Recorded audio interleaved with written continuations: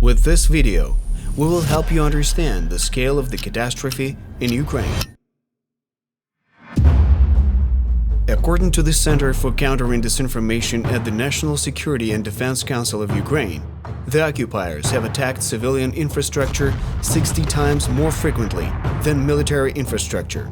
Since February 24th, the Russian army has hit military infrastructure about 300 times, but civilian infrastructure was hit over 17,000 times.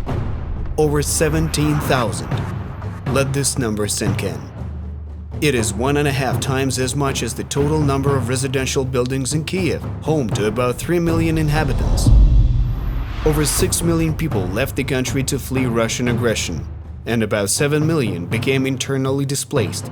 It is the largest displacement of people since World War II.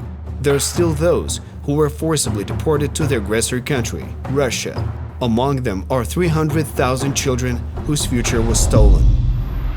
Based on a public survey, every other Ukrainian has lost their job or was left without all or a part of their monthly income.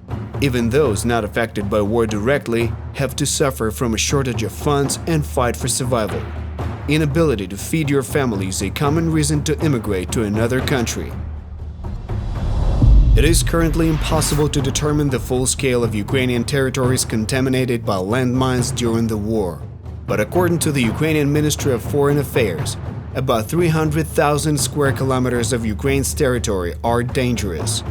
In line with the most optimistic forecasts, we will need 5 to 7 years to demine all of Ukraine. Ukraine has become one of the world's most mined countries, and this is most dangerous to civilians who can become victims of war even in peacetime.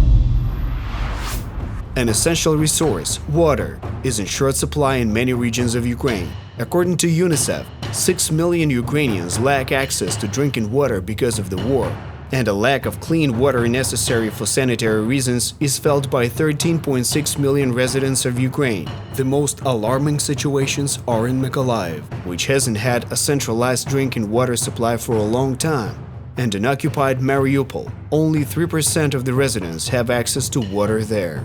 Overall, almost 16 million Ukrainians need humanitarian aid and protection right now. And help can come in handy. So next time you hear about the humanitarian crisis in Ukraine, remember that there are real people behind the dry statistics.